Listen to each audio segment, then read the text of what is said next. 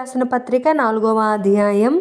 కాబట్టి మీరు సమాధానమును బంధము చేత ఆత్మ కలిగించు ఐక్యమును కాపాడుకొనుటయందు శ్రద్ధ కలిగిన వారై ప్రేమతో ఒకనినొకడు సహించుచు మీరు పిలువబడిన పిలుపునకు తగినట్లుగా దీర్ఘశాంతముతో కూడిన సంపూర్ణ వినయముతోనూ సాత్వికముతోనూ నడుచుకొనవలెనని ప్రభువును బట్టి ఖైదీనైన నేను మిమ్మును బ్రతిమాలుకొనుచున్నాను.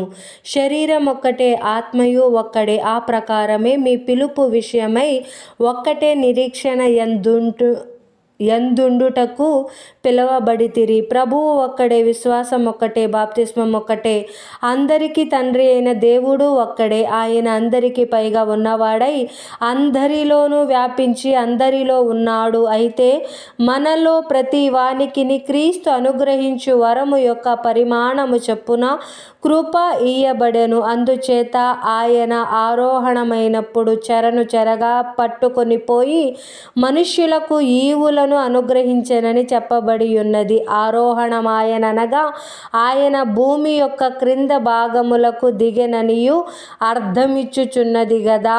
దిగినవాడు తానే సమస్తమును నింపునట్లు ఆకాశ మండలములన్నిటికంటే మరి పైకి ఆరోహణమైన వాడునై ఉన్నాడు.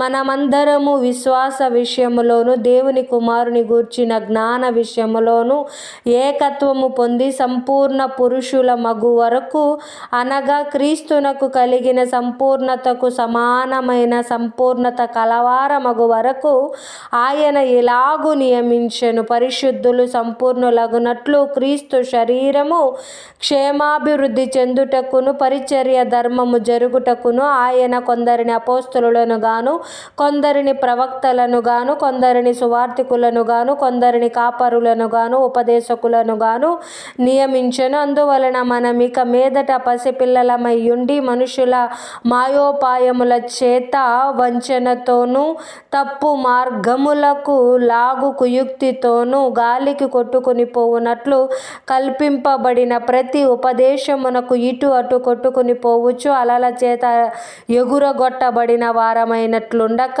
ప్రేమ కలిగి సత్యము చెప్పుచు క్రీస్తు వలె ఉండుటకు మనమన్ని విషయములలో ఎరుగుదుము. ఆయన శిరస్సయ్యున్నాడు. ఆయన నుండి సర్వశరీరము చక్కగా అమర్చబడి తనలోనున్న ప్రతి అవయవము తన పరిమాణము చొప్పున పనిచేయుచుండగా ప్రతి కీలు వలన కలిగిన బలము చేత అతుకబడి ప్రేమయందు తనకు క్షేమాభివృద్ధి కలుగునట్లు శరీరమునకు క్షేమాభివృద్ధి కలగజేసుకొనుచున్నది. కాబట్టి అన్యజనులు నడుచుకొనున్నట్లు మీరిక మీదట నడుచుకొనవలదని ప్రభువునందు సాక్ష్యం ఇచ్చుచున్నాను. వారైతే అంధకారమైన మనస్సు గలవారై తమ హృదయ కాఠిన్యము వలన తమలోనున్న అజ్ఞానము చేత దేవుని వలన కలుగు జీవములో నుండి వేరుపరచబడిన వారై తమ మనస్సునకు కలిగిన వ్యర్థత అనుసరించి నడుచుకొనుచున్నారు.